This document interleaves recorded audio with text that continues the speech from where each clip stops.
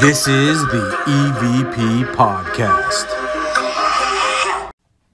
Welcome back, everybody. It's the EVP Podcast with your two hosts today, Ghosty and Beaker. You're wrong. We have three hosts today. We do. We have Yellow Ghosty, Jasper. Yellow Jasper Ghosty. Yellow Jasper, whatever the hell he said. For those of you that can see on YouTube, audio sucks to be you. Well, welcome back to another episode, guys. And I'm back. I missed last week. That's okay. That is All okay. you missed was me saying inappropriate comments about someone's wife. It was pretty funny. I text you and I'm like, dude, I might have said something stupid. And you're like, I'm going to listen to it on my way back from Phoenix. And you did. And I did, and I enjoyed it. But I did go to a little ghost town out there, and it was really cool. Where is out there? Out there while I was in Phoenix. You were in Phoenix. I was in Phoenix. So while I was out there, my cousin took me to this cool little ghost town. Thanks, Ivy, for taking me there, because this was a really cool spot. It's called Jerome, Arizona. And this was a cool little spot. I mean, it's even set up like the way it was built up and everything. Like the roads go right up against the buildings, and they a lot of what are those called? Switchbacks roads. Switchbacks. And it's pretty tight. It's really tight. But it's a cool little ghost town that's well known for being haunted. All the residents there kind of just live with the ghosts. They know that it's haunted, but it's a really cool town. Well, the town is Jerome, Arizona. In case you didn't say it already. Because I did. I don't listen.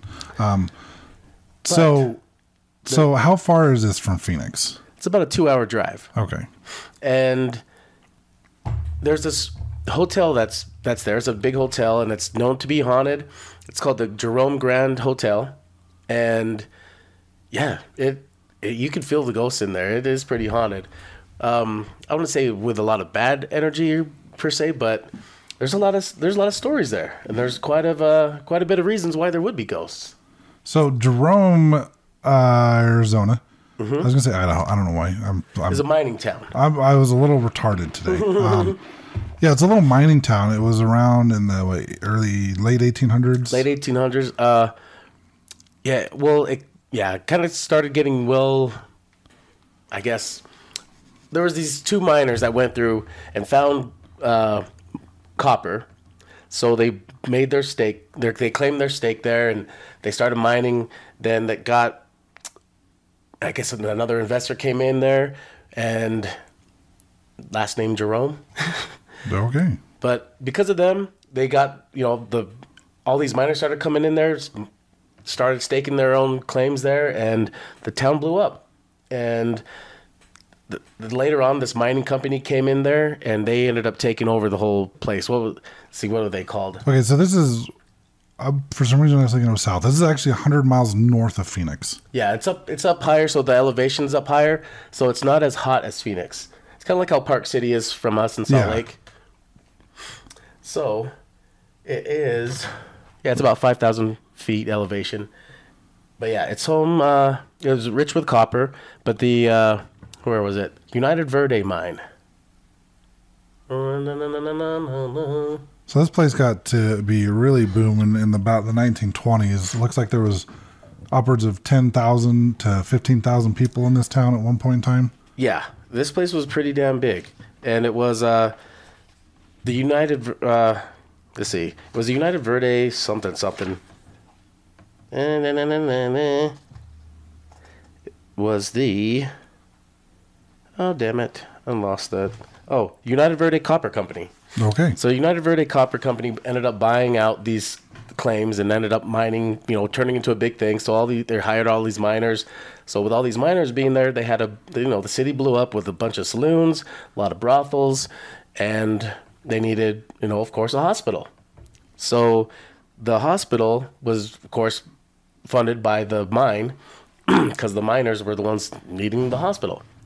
So this place started off as a hospital before it was a hotel, and it was in operation till about 1953, and then pretty much the mines were dried up. No one really mined anymore. The last mine closed down, and after the last miner clocked out, the hospital was pretty much already gone by then. So this hospital, I guess there was originally another hospital that was built in like 1917. Yes, but that hospital got... So what happened was there was a blasting nearby because it was a mining town. It damaged the south wing of this hospital. So in 1926 is when they built what's currently known as the Grand Hotel. Yes, so this hotel is supposed to be earthquake proof because of that first one being rocked by the blast, the dynamite blast. So this one was built to be able to withstand blast and earthquakes. And shit, the thing's still standing today. But okay, so it looks like if the old hospital, I mean, it's still there. They removed the wing that was destroyed, and once they moved everybody else over to the new hospital, which I did watch Ghost Adventures on this. I've seen some videos and some pictures. The old hospital wasn't that far away from the new hospital, and it looks like they just turned it into a clubhouse building. Yes, and it's still there. It's still there, and I don't know what it is currently, but I know at the time of Ghost Adventures, some guy was there using it as like a workshop for like a wood shop.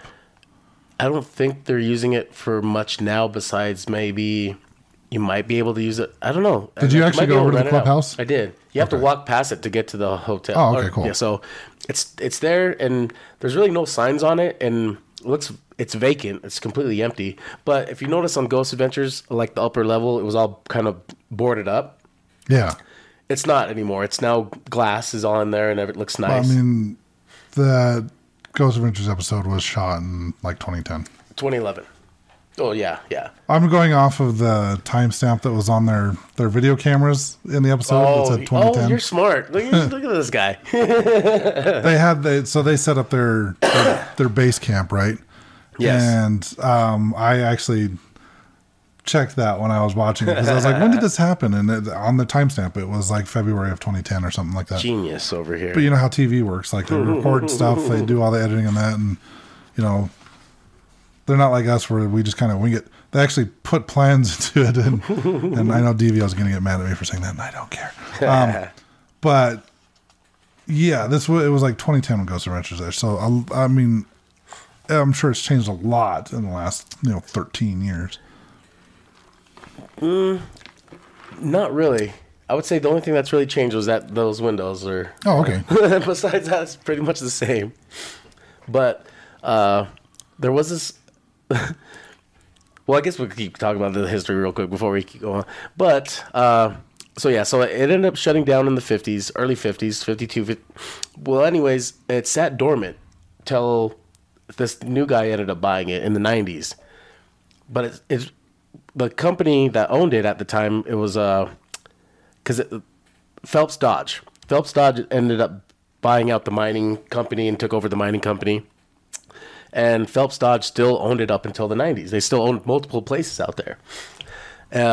So Phelps Dodge ended up hiring maintenance people to kind of keep up on the buildings. Even though they sat dormant, they wanted to make sure nothing just rotted away because it's kind of their investments, Yeah. So this old elevator that sat there in this hospital, this old elevator is like, it's an old Otis elevator. And those are only supposed to live for maybe 20, 30 years. And they stayed up on the maintenance on that and kept it covered in grease this whole time to where it's still operational today. That's crazy. So good job, maintenance. We'll talk about the maintenance guys soon. But anyways, this guy named Larry ended up deciding to buy this building in the 90s and turn it into a hospital. Probably a hotel, actually. Oh, yeah. Sorry. It was already a hospital. He wanted to turn it into a hotel. So I guess he took over the hotel. And so he made the offer in 1993 in December. Yes. He finally got the keys and everything. It became officially his May 29th of 1994. So let me tell you a cool story about that. So he's owned this building for, 30 years now? Yeah, okay, 30 years. I can math. So get this cool story. When he bought this building, he got this idea about buying this building because a friend of his had just bought a building out there in Jerome and wanted him to check it out and told him about this building being for sale. And he's like, oh, go check it out. So he checks it out, kind of hears about the history, about what it was at one time, and thought about, his dreams of turning it into a hotel. Finds the dollar price on it is $1 million. And he's looking, like, scrounging up how he's going to make $1 million to buy this thing. And it was just unfathomable. It just wasn't going to happen for him. And he came up with this crazy-ass idea of offering them, you know what? I'm just gonna do something crazy here. And offered them $250,000, and he'll give them the $50,000 of it, and just $350,000. He would give them $50,000 and want them to loan him the other $300,000, and he'll pay that back. And he wrote that offer in November, and come December, he ends up getting a response. And they said, add $25,000 to that and you got a deal. A third of the price, bro. What the hell? Well, they probably just sat on it for so long and it wasn't doing anything. So they're like, yeah, sure, why not? How smart, though? How the hell? Now I'm wishing I did that with Family Tree. I'd be like, they were selling it for $400,000. I want to be like, I'll buy it for $100. But just to have the balls to do that. You loaned me the money. To have the balls to ask to buy something from a stranger. It worked. It worked. Holy shit, that was really cool. So yeah, that's Larry's story. That's what Larry did. That's the new owner. Did you get to talk to Larry while you were down there? No, I didn't even know about Larry until afterwards. Okay. Because when I went in there, I walked in, and you can't go beyond the lobby unless you're staying at the hotel. So I see this, I'm talking to the receptionist there, and I'm just wanting her to tell me stories about the place. So I'm like, I've heard about the hotel. I would like to know more of the paranormal, more of the haunts, more of the ghosts. And so she was more than happy to tell me all the stuff. And I was recording it on my phone on the Apple Memos app. And I had about 20-something minutes of her stories, as well as another guy's stories. And when I tried playing back my memos, the voice it won't play back. It will not play back. It won't let me do anything on it. It won't let me edit it, open it, send it, share it. It won't do shit. It's weird. It's just completely locked out. I think I know your problem. I think I might know the reason for that. You have an iPhone. Well, it's a good thing that I have a good memory, because I still remember everything. Oh, good. So, we'll go on with more stories here.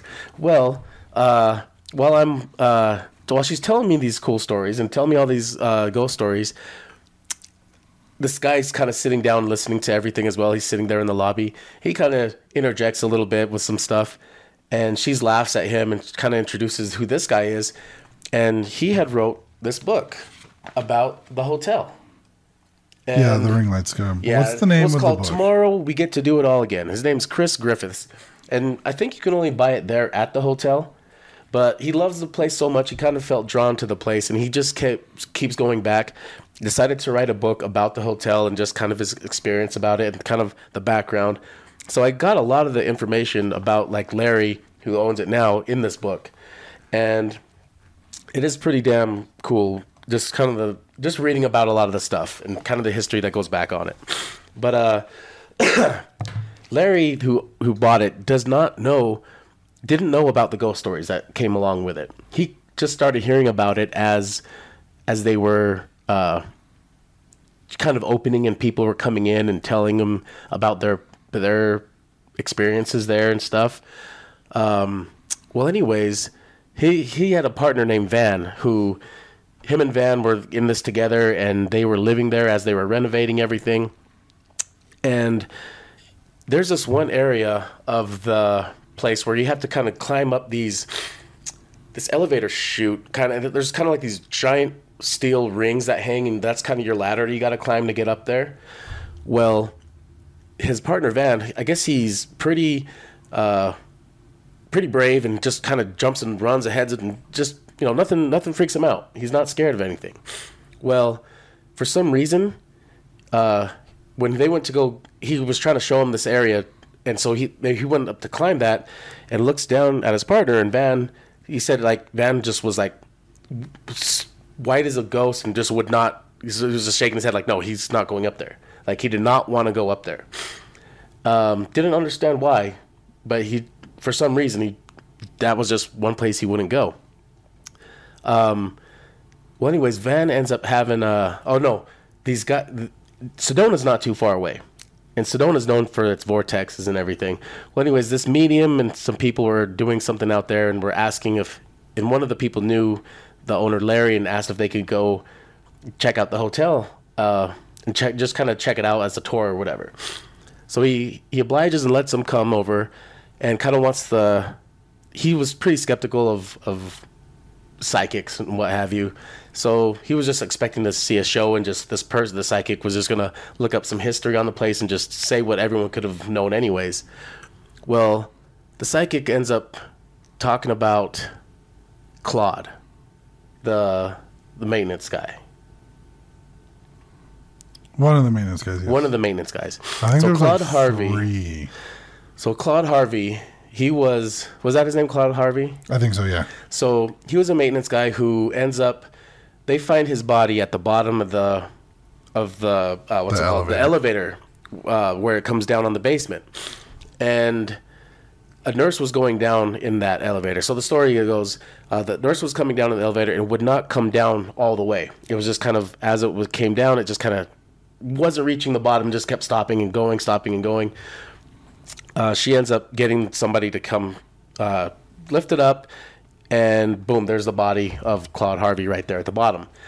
And once they looked at his body and kind of examined it, the doctor knew that he was dead before the elevator went on top of him. But back then, they wouldn't allow autopsies. Yeah. Because especially the Phelps Dodge owning it and everything didn't want to have that, or the United Copper, or United Verde. They didn't want to have that stigma. They didn't want the bad publicity. Yeah, they didn't want bad publicity there, so they marked it as an accident, and then in the elevator. Nothing to see here. Move along. And so when he died, there was speculation because of that, as well as they had heard that there was an argument going on between him and his apprentice back in the boiler room earlier that day. And so they say that when he died, that there's speculation that the apprentice could have been the one that killed him. Well, the psychic was picking up on the spirit of Claude. Okay.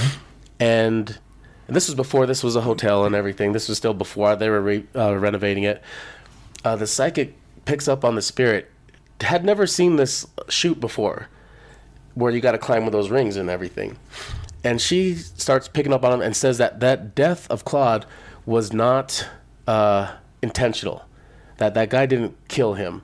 But when he slipped and fell down the chute the way he did and died, the apprentice staged his body because he didn't want made it look like he pushed him down and killed him, because that could have came back on him. So instead he staged his body under the elevator. Oh, okay.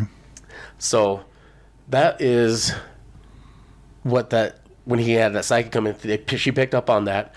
And then all of a sudden she points to Van, who is Larry's partner, and is like, you are the reincarnation of Claude.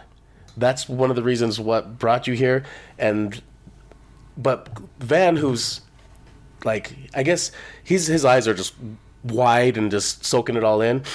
But Larry had never said anything about how he was freaked out about that shoot. But it all made sense now, like, oh my God, that's what freaked him out. Like, maybe it was like him looking up that shoot reminded him, like a past life glimpse or something, and freaked him out about that shoot, because that's where he died. Weird story. Don't know how true. That's just weird, wild stuff. Well, I believe that they believe it's true, but I don't. I don't think that was his reincarnated body, but no, it was weird that she picked up on that. I'm a little skeptical on people that call themselves psychics. But Sedona being so close, I did want to go check out Sedona. I do want to go back there. I do want to spend the night there, and I want to spend a day in Sedona. Sedona would be pretty cool. You're pretty cool. I am pretty cool. But yeah, the lady at the front desk, Sarah, she was telling me a lot of cool stories. So that elevator, it's big and heavy, right? I should hope so. And to make that elevator move, you have to close a door within the elevator. So you have to walk in, close a door, and then close another steel door. And then you can press a button. And to press a button, now you have to put your key in. So you have to put your key in order for it to go up to the floor that you're on. And then even to open the elevator door, it's all physical, like manual. You have to move it. So it's like the old school elevators where you close the cage, you got the little... Does it have a little lever on the side? Or I don't think it has a lever anymore. It just has a key you put in and turn. Okay.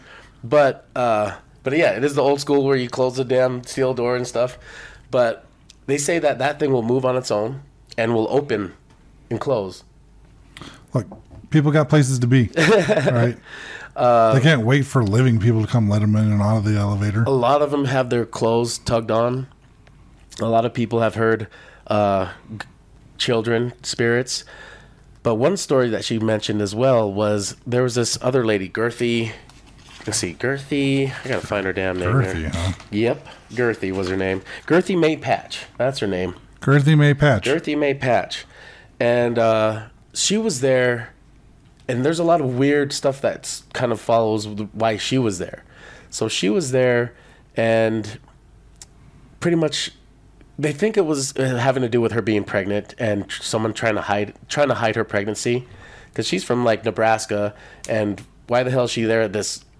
It's pretty state of the art at the time, but she was staying on the top floor in a really nice suite. She had like a nice, really nice room. Okay. And she's there for some, mental stuff. But why, for somebody having, mental behavior, would you give them a nice ass room with windows and balcony? Well, anyways. Well, to make him feel better, duh. So she jumps off the balcony and commits suicide. Oh, she did she? That's what the coroner said.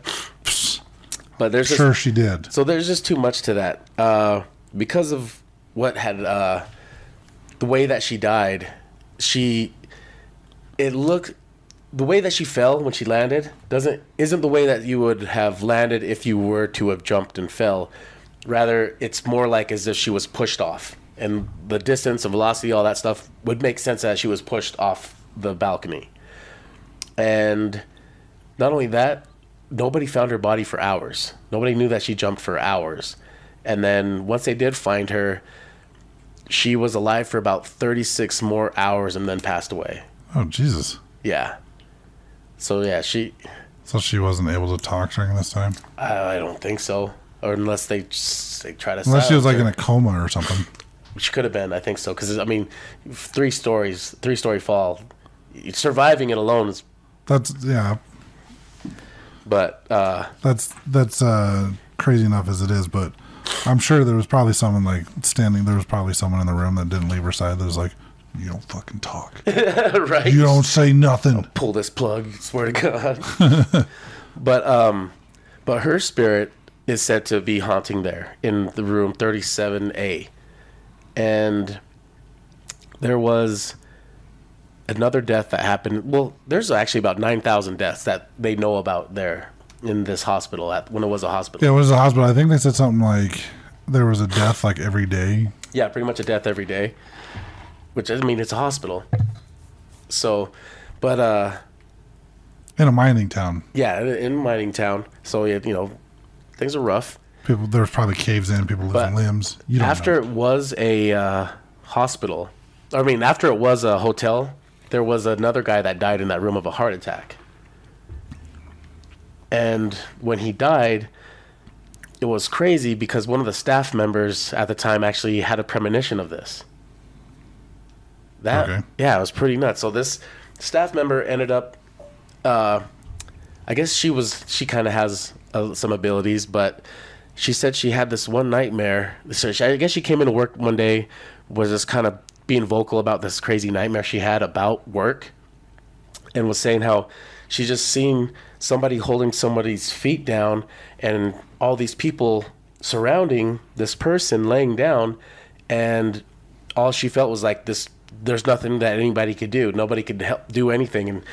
But anyways, 2 weeks later, they're at work, And all of a sudden, this lady, she's from that room. She's going to go down to grab some breakfast or something, and her husband stays up there in the room, didn't want to come down, and she comes back up there about half hour later and is screaming bloody murder. Everybody comes in to find that he had had a heart attack and is on the floor. And when she walks in, she sees the exact thing from her dream. Interesting.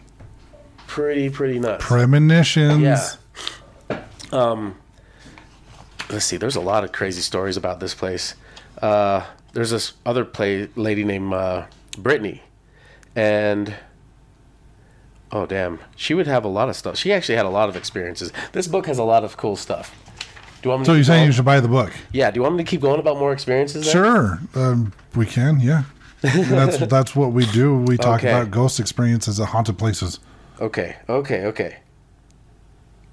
So while you're figuring that out, I do know of on Ghost Adventures, they did talk about the guy being killed on the elevator. They did say in the hotel itself, there was a maintenance man. And this was back in 1982. There was a maintenance man that started telling people that he was seeing spirits or apparitions walking around in the hotel.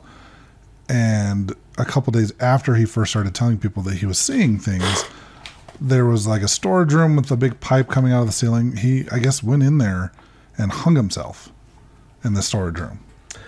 Yeah, so Sarah told me a story about that one too. So I guess he was having some marital problems and was actually living there and was drinking every night. You know, so he would go to the bar and drink every night. So the bar owners and the bartenders would see him on the regular. Well, when he wasn't, like a couple nights went by, he didn't show up. They asked the sheriff to go check on him.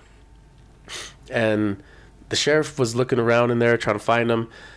Finally shines the flashlight and sees him standing there. And he's all, hey, and tries to talk to him. And then realizes, you know, because he's not moving, he's just standing there. Then he goes, hey, come on, what's going on? Then realizes he's kind of swinging. He's hanging. Oh, geez. And so he's a few inches off the ground. You can see the light, you know, the gap. He's a few inches off the ground. And so, shit, you know, he ends up committing suicide in there. Well, one thing that Sarah was talking about was the weird part about it was there was nothing for him to stand up on around there. There was no, you know how normally they'd use a chair or a stool or something to kind of elevate them. And then they like kick it out from underneath. Yeah, they'll jump off of it and kick it out. There was nothing. So that's what she said. It was really, really strange about that was how did he get up there? Magic. Exactly. He's 9 feet tall and he just like lifted up his legs. He's magic. Okay, so this is a story from one of the staff members. So her name's Brittany. And in the corner of her eye, she kept seeing someone popping their head out. And this was around the first floor staircase. And this kept happening for some time, but no one was there. Yet the presence remained by her side throughout the night. She returned home to her partner to their home and their 4 children. And her partner was watching television with 2 of the kids while the other 2 were asleep in their bed. And the partner told her as soon as she walked in that he had experienced an extremely odd encounter. As he sat there with the kids, he felt that someone was popping their head around the corner of their stairs. So the same thing she was having at work that day, now her husband's having at home. Oh, well, that's fun. So he could see, and as he was telling her this, he could see something out of the corner of his eye. And he thought it was a little boy. And he was so convinced that he got up from his seat to check on the kids that were sleeping. And every time he checked, they were asleep and they were snoring. And so it definitely wasn't them. Sometime after this, a well-known medium was staying at the hotel. And he was talking with Brittany. And when he stopped talking mid-sentence and walked to the side of her desk, he said, "Did you see that?" Brittany said, "Yes, sir." And she said she had even it had even visited her home. And the medium said, "He likes you and respects you." So he saw it too. Another experience was when she went back. Oh yeah. So this one, she went to go pick up some food in the back room. And, so it was to get breakfast food ready. And as she was walking down this hall, she heard music playing and it sounded like band music. And she could clearly hear the trumpet. So she knew, it was band music. She slowed her breathing down so she could listen a little bit more intently, and as she got to the end of the hall, the music stopped. The music had been coming from the manager's office, and she quickly opened the door and looked inside, and it was empty. She closed the door, crossed the hall, went in to get the breakfast food, as she normally did, and as she was doing that, the band started playing again. And this time, it was faster. She ran back to the office, flung the door open, and saw the old phonograph with the handle turning, and she swears she could hear kids laughing. That's pretty nuts. I like it. Let's see. This one was... Okay, this one was about Cindy. Cindy was the one that had that premonition. And Cindy actually talks about this... that she keeps seeing this damaged face in a mirror on the third floor. And she says that over the years, it's become less of a thing. But there was one summer morning, a guest came running out of that room saying that she had been tormented by a face in the mirror. But Cindy thinks it's the face of Claude. But the guy that died in the elevator accident. Mm-hmm. Accident. And then there's another staff member named Deanna. She's the assistant general manager, and she actually was working there while being pregnant. And she says that she feels more connected to that girthy May Patch, the one that quote unquote committed suicide. But she believes also that she was kind of hospitalized for maternal reasons. But one night, Deanna walked past Girthy's picture. It was because they have a picture of Girthy in a glass frame, hanging there in the reception area at the time. And she said jokingly, "Why can't we just be friends?" And at that moment, the glass on the photograph shattered. Interesting. Very weird. And then they've replaced it on more than just one occasion. And they said every time that glass on that photograph ever breaks, it's during Deanna's shift. Oh, that's cool. So they ended up just moving the photograph down to the basement for now.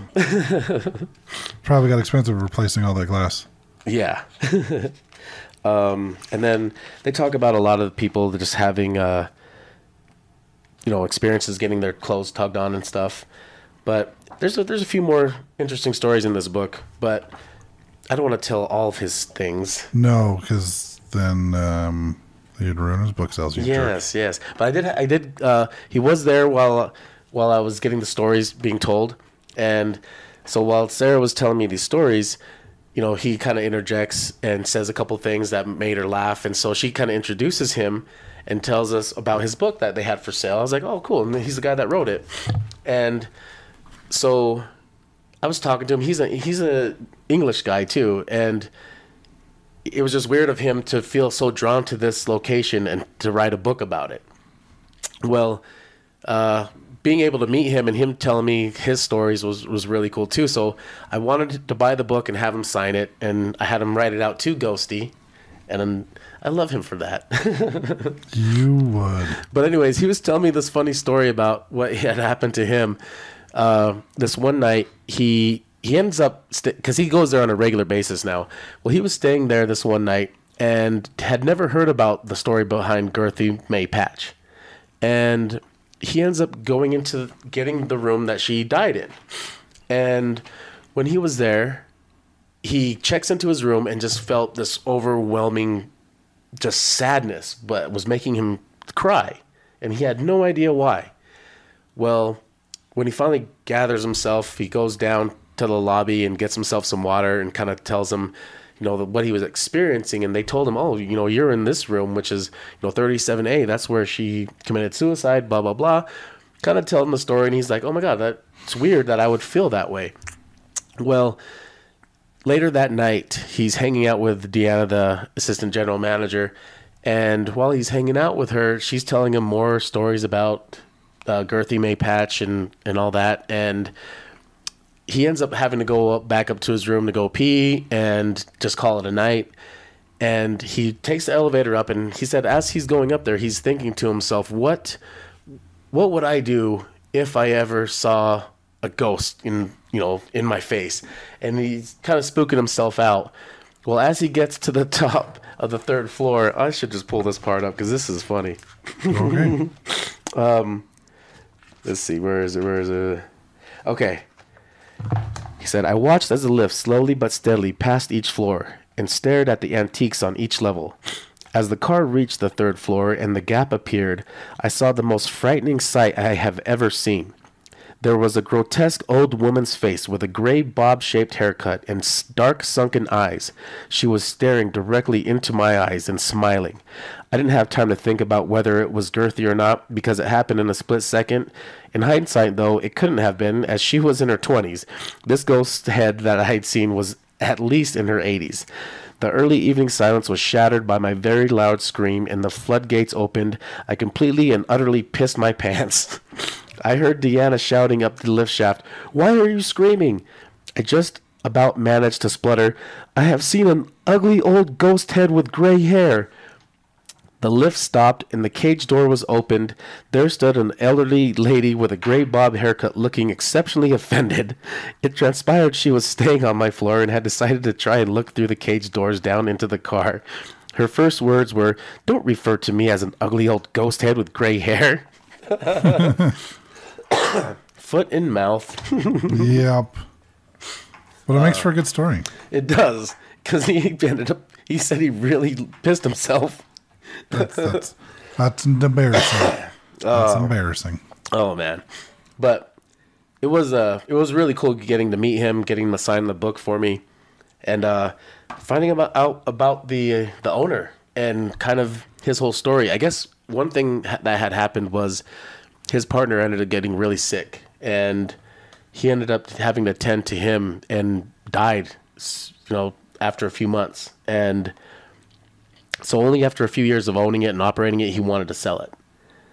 And he ended up putting it up for auction, and it ended up getting bid on and sold to somebody for $2.5 million. Okay. Well, the guy that offered to buy it didn't come through, and they were supposed to collect $50,000 up front for somebody trying to purchase it. And for some reason, the auctioning company did not collect that. So now he didn't have, because during this time he ended up shutting down the hotel for a little bit too. So the hotel wasn't operational for a little bit of time during this whole thing. Well, because of that whole sale not going through, and kind of going through the grief and all that, his mom ended up asking him, "So do you want to get back in the hotel business?" And he's like, "Sure, why not?" And he got it up and operational again and has been loving it again ever since. But he had his mom helping him. Him and his mom were switching shifts, 12-hour shifts back and forth. And, his mom actually had an experience there where his mom said that one night, because she ended up having a cat living with her there in the hotel. And one night she felt like her cat jumped up on her bed and was kind of moving around on her bed, and she shooed it away. And she ended up looking over, and her cat is across the room kind of looking up at her. And she's like, "What the hell is crawling around on my bed then?" There's a couple more ghost cat stories in the book that kind of have to deal with that. I won't give those all away. But do it. No, just don't. Don't do that. There is a kind of a cool story that Larry had, though, because he has chow dogs. And he said there was one night where they got up and they went booking towards something. And it was down in the basement. Larry went and followed them. And the way they were barking and growling at something was like they just tracked something down and were going to attack something. And he brought his flashlight and was looking at whatever they were going crazy for, and there was nothing there. Interesting. Animals can see things that we can't. Mm-hmm. It's science. Oh, and the maintenance guy that you were talking about, the one from 1982, his name was Hoff. Okay. Manoa Hoff. But oh, yeah, that's right. Because Zach was like, Manila wafer. Oh yeah, no, what a dummy, huh? Well, they're apparently in the clubhouse area. This would have been probably late 2000s because the episode of shot was the timestamp on it was like 2010. Yeah. At the time they said this incident happened a couple of years ago, but I guess there was a maintenance guy that worked in the clubhouse, right, that also had started seeing apparitions and telling people like he went into a room to grab a hammer or something, and he saw someone walking down the hall behind him, and he should have been the only one in the building. So he went out to look, and there was no one else there. So he started telling people, like, hey, I'm seeing shit. And shortly after, about 2 days later, I guess, he ended up also committing suicide. Yeah, and he killed himself there in the clubhouse. So don't be a maintenance guy at Jerome Hospital or Hotel. You'll be fine. Yeah, that's... You can go stay there. Just don't be a maintenance guy. But, what else did they have there? Probably ghosts. A lot of ghosts for sure. But I think the room rates there were not too bad. Do you want me to pull up the room rates? It's about $200 a night. You're $200 a night. And then I think the suite was like $400. But I do want to go back there, and I do want to get a room and investigate. Yeah, we'll have to do that. They wouldn't let you do a tour or anything while you're there, were they? No. Well, they have ghost tours there in Jerome that you can... There's 2 different companies that do it. The hotel itself. No, the hotel itself does not have its own tour. But if you're staying there, they'll be... I'm sure they're glad to kind of give you a tour. Yeah. And then they actually gave me a tour of the boiler room without staying there. Oh, and cool. They were telling me stories about Sarah had seen a shadow person standing right there in front of the boiler.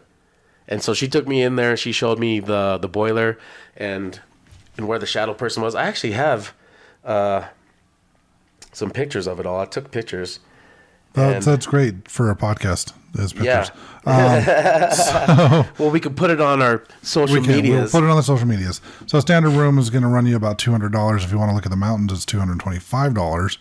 And when you're getting into connecting balcony rooms, you're looking at $350.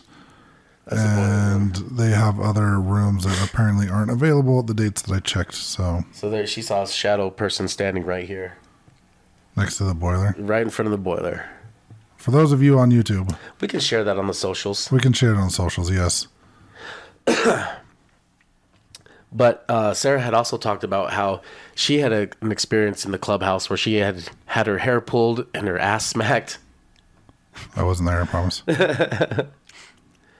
But a grand suite, looking like $645. So you're looking anywhere from $200 to $700. But it can sleep 6 people. This is true.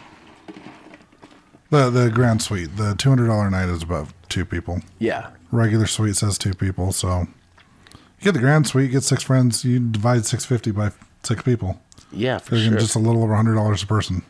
Not bad. We should do it. Maybe. Yes, we should actually. I was actually excited when you told me that you were there. Like, I believe my literal response on the text message was like, "Oh my God, I'm jealous." I didn't know a about guy this. I work with is from Phoenix. Okay. And he told me about it. Probably about 2 years ago when he first got hired on, and I've looked into it. It's on my list of places I want to go. So when you said you were there, I was like, "Oh my," because I've actually heard of it.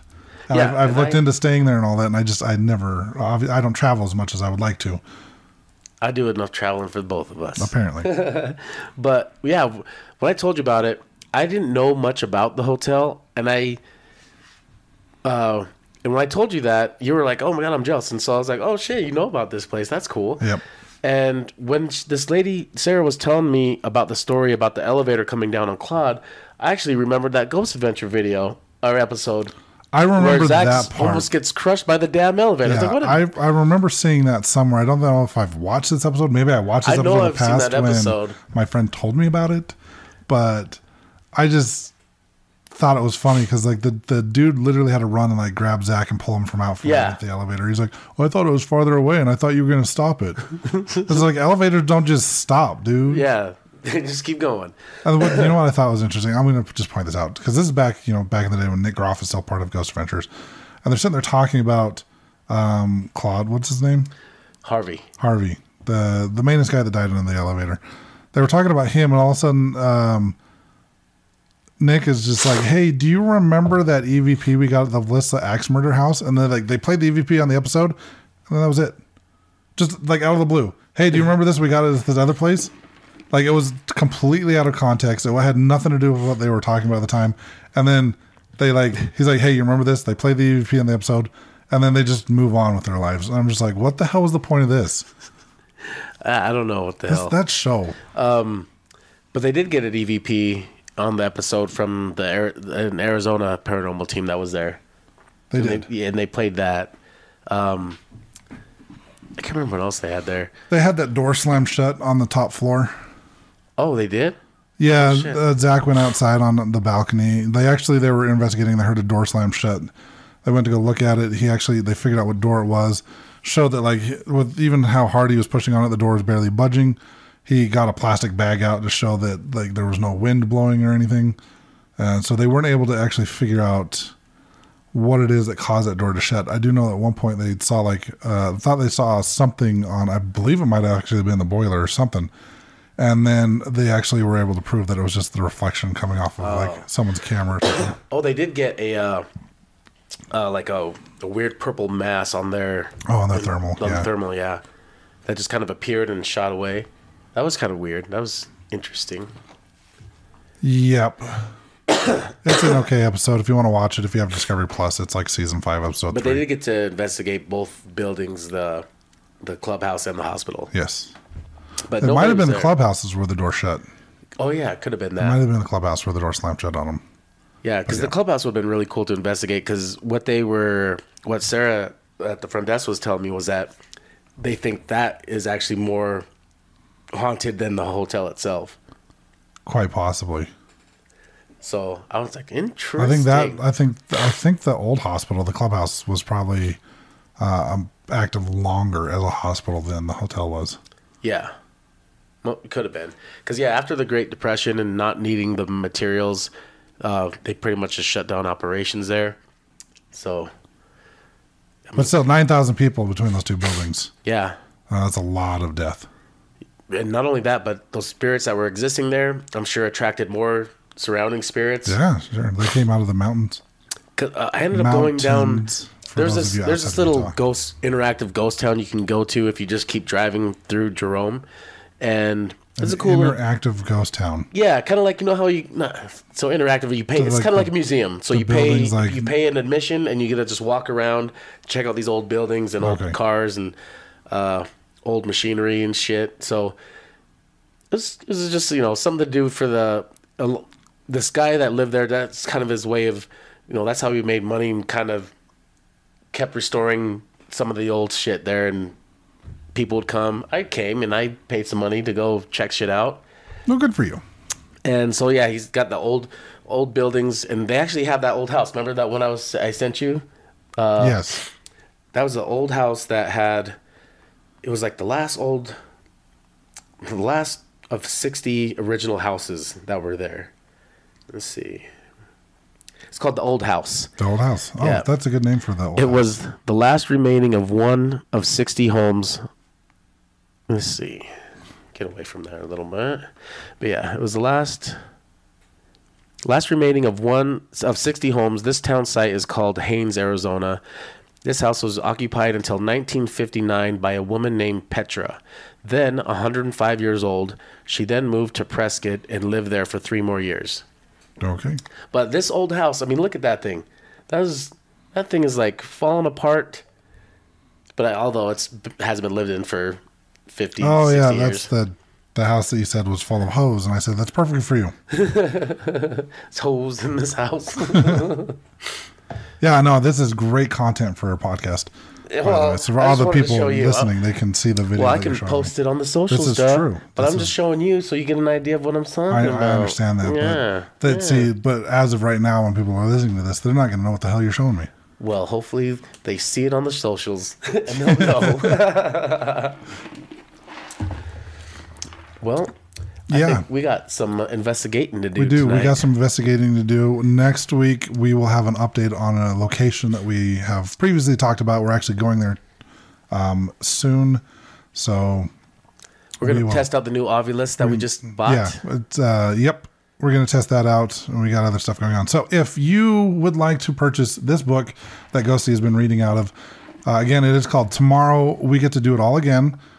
And it is available on Amazon. You can buy the Kindle version for $6, it looks like, or you can buy it on paperback for $14. That way you don't have to go to Jerome. But sounds like it's a place that we highly recommend you go. And being that it is over 100 years old, it has met the EVP standard of being haunted. Yes, it is. So after you go buy that book, check out our social media. We're on evp.pod. at Instagram and Facebook, or if you'd like to email us a story that you might have had or experienced at the Jerome Grand Hotel, you can do so at evp.pod@gmail.com. And then check out our affiliate link to Ghost Stop. And buy yourself some ghost hunting gear. Come ghost hunting with us. I think we're done for the year doing public hunts, but we have more coming up next year. And yeah, like we just said, we just got an Ovilus. We haven't used it yet. I made an unboxing video. It'll probably get posted at some point in time. We're going to try to make some video of us using it, do a review on it at some point. I know we've been talking about the ANC Mini in the past. We bought that, and I'm still kind of... It does what it says it's going to do. It says it's going to reduce the white noise and make it so you can just hear the spirits.